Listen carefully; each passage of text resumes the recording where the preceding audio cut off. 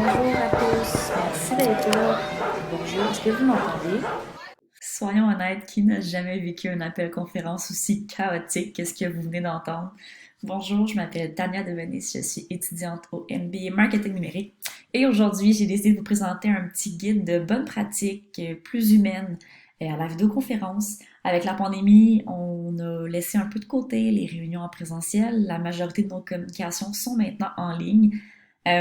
Par contre, ce n'est pas une raison pour oublier nos bonnes manières que nos parents nous ont si bien enseignées. Donc, voici un petit guide rapide et simple à appliquer pour être le pro des appels conférences. La première étape pour créer un environnement propice à la communication est l'environnement de la réunion lui-même. Comme dans toute réunion en présentiel, une personne sérieuse va prendre le temps de se préparer avant d'arriver à celle-ci. Une réunion en ligne ne devrait pas être différente. En présentiel, avant de partir, on vérifie le trafic, l'horaire de bus, de métro, etc.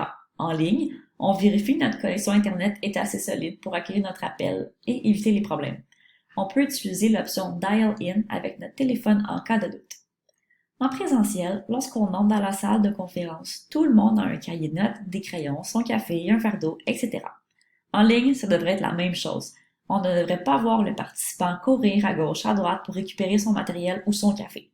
Si tout le monde est préparé, la réunion sera plus rapide et tout le monde retournera à ses occupations plus rapidement. Le troisième item peut sembler ridicule, mais vous avez dû voir de nombreuses vidéos où les dirigeants d'entreprise se ramassaient en sous-vêtements devant leurs employés. Même si les pantalons sont facultatifs lors d'un appel conférence, ayez au moins la décence de ne pas être en pyjama et surtout soyez alerte avant de vous lever. Étape 2. Créer un environnement auditif propice. Pour éviter le chaos qu'on a vu à la première diapositive, voici 3 petits trucs pour vous aider. Premièrement, réduire le bruit de fond au minimum. Les enfants qui pleurent, la musique au fond, le chien qui aboie, ce sont des éléments qui sont normaux, mais il faut trouver un moyen pour diminuer leur impact lors de nos réunions. Ça peut aider par exemple d'avoir des écouteurs comme le micro va être placé plus près de votre bouche. Deuxième étape, l'appel que l'on prend au volant. Vous savez, ce fameux appel où la personne allume sa caméra et où chaque collègue peut voir et craindre pour la vie de cette personne qui tente autant de conduire son auto que la réunion en même temps. C'est dangereux, c'est déconcentrant et surtout, ça crée un bruit de fond désagréable pour tout le monde. Finalement, lorsqu'on n'a pas le choix d'être dans un environnement bruyant ou au volant, n'oublions jamais que de fermer son micro est une action très simple, mais qui peut éviter beaucoup de frustration. Étape 3, l'environnement visuel lors de l'utilisation de la caméra.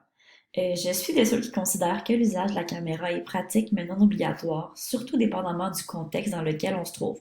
Je ne vais pas discuter de cet aspect ici, je laisse mes collègues en débattre dans leur propre vidéo ou même dans les commentaires de cette vidéo. Donc voici les bonnes pratiques lorsque la caméra est ouverte. Premièrement, c'est important de savoir que personne n'est là pour vous juger, mais ne donnez pas l'occasion aux gens de le faire. Essayez de conserver un espace propre lorsqu'il est présenté à la caméra ou utilisez simplement des filtres pour flouer l'arrière-plan et qu'on puisse se concentrer sur vous et seulement vous.